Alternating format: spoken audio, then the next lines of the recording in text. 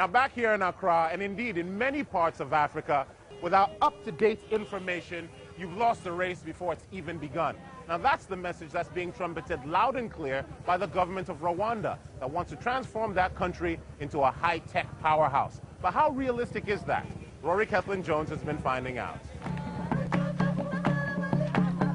In a village off the beaten track, they're waiting for a glimpse of their country's high-tech future. A brand new bus packed with modern computers has arrived in a community without electricity just 20 miles from Rwanda's capital, Kigali. Once the satellite connection has been established, a team gets to work preparing the bus and its contents for a stream of visitors. Their mission, to give local school children, businesses and farmers their first taste of the internet. Most of the school-going children and most of the business people in these communities have never used a computer, so the people are now beginning to use bookkeeping software, for instance, for business people or for school-going children to learn how to use computers and how it can help them in their courses. Today it's a class from a local secondary school that has come on board. One of them already knows quite a bit about the net.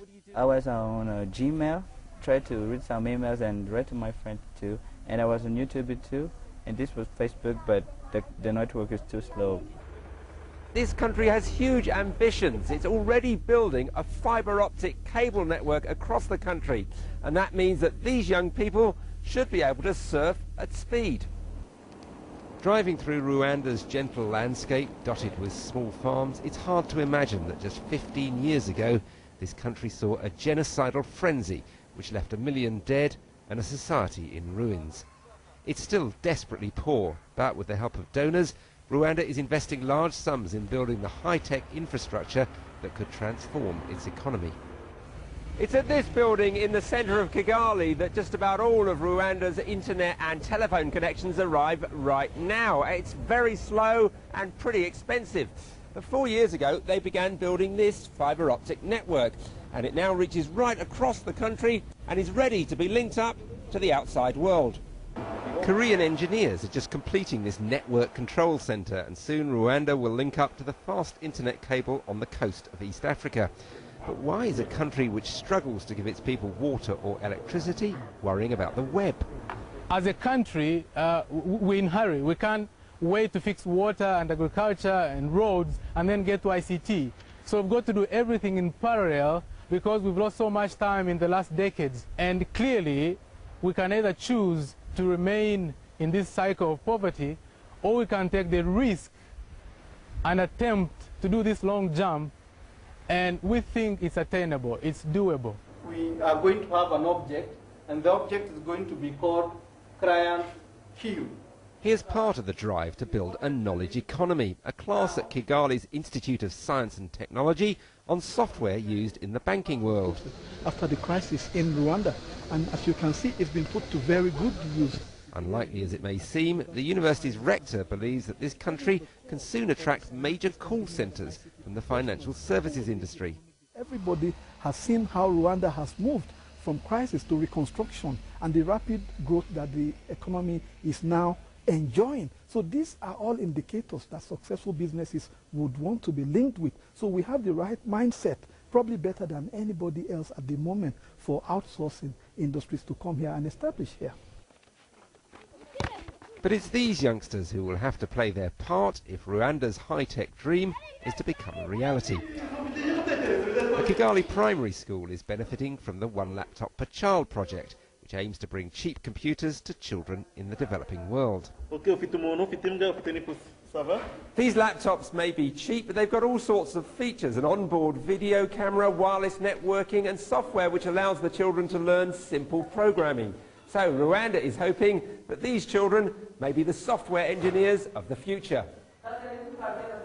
100,000 children across the country are now getting access to these laptops and being encouraged to be ambitious about their future.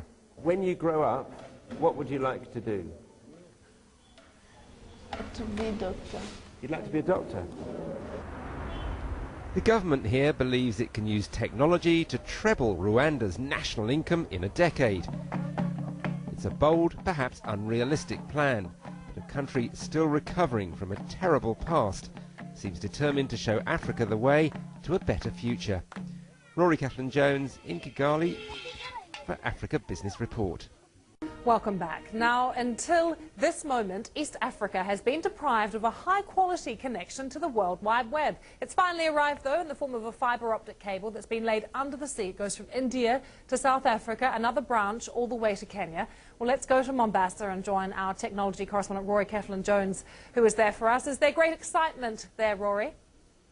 Well, there's huge excitement. Just to put you in the picture, it's out there that the cable comes from, laid along the bottom of the ocean, right up this coast and landing at various points, including here in Mombasa. We're at the CECOM landing station, CECOM being the consortium that's laid this cable. There are other consortia laying other cables to a region which really has had no connectivity of any quality at all until now.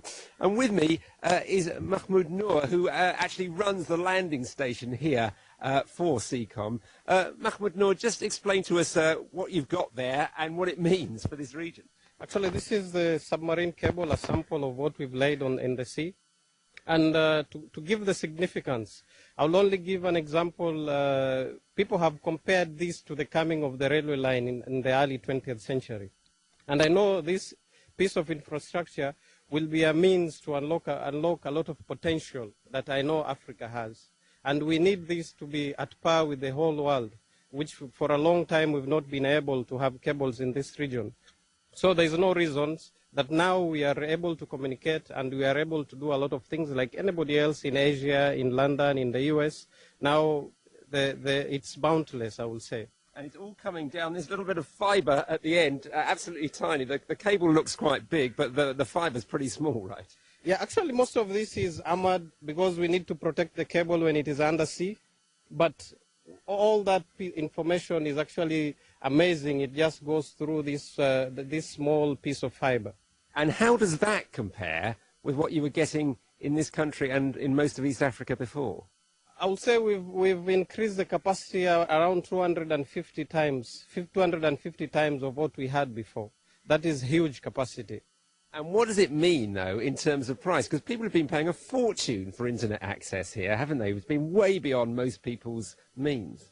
If we compare what we've been connecting through satellite, we've reduced the prices by over 90%. And I think this is so important to Kenyans or to East Africans. Mahmoud Noor, thank you very much. Well, yes, the price to the internet service providers has come down, according to CECOM, by 90%, but ordinary Kenyans aren't seeing those kind of price cuts, and there's quite a lot of grumbling going on here already about when are they actually going to get the promise of faster, cheaper internet delivered.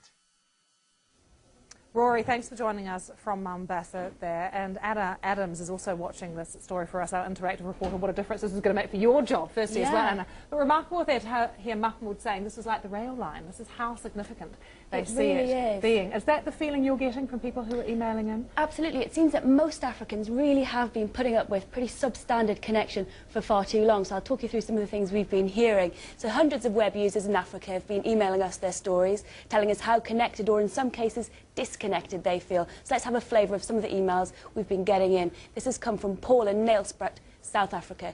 He says, we've satellite internet. It goes fast into space and fast back down to Joburg, then slow to the rest of the world. If it was any slower, it'll be going backwards and we'll have to start uploading when we want to be downloading. So Don Dion in Masamuna in the Democratic Republic of Congo says, in my world, www means worldwide wait, not web. He says there's no newspapers in my village and the internet is very important. I'm using a mobile to surf because it's cheaper, but it's still not a full service.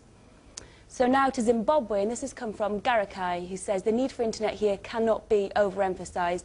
We're lagging behind and all our options are prohibitively expensive. It costs around $300 a month, but most people earn less than $100 a month.